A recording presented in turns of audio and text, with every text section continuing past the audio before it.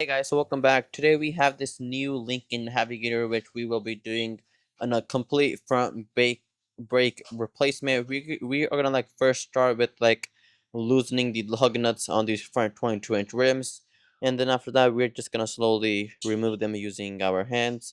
And then once we do have the wheel off, then we have two bolts which are holding in the brake caliper.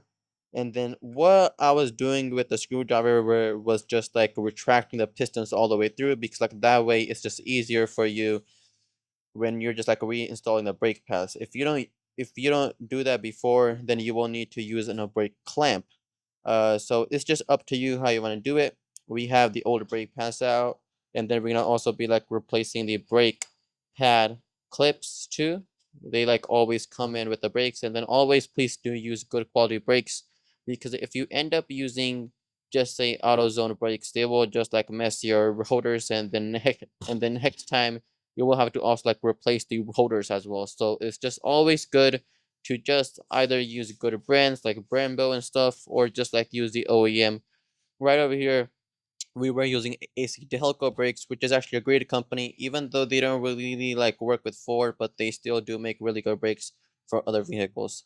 We got the old brake pads going in, and then also please do lubricate your nuts and bolts every time you do work with the brakes. Here we do have the old here we do have the brake calipers going in. We're gonna tighten the nuts, and then always when you're just working on any type of vehicle, please always use just bare hands to do screw on the bolt, because if you just put it in and then just tighten in using an impact wrench, it may damage the threading if you don't have that going in properly. So always use your hands first, as I did it in this clip.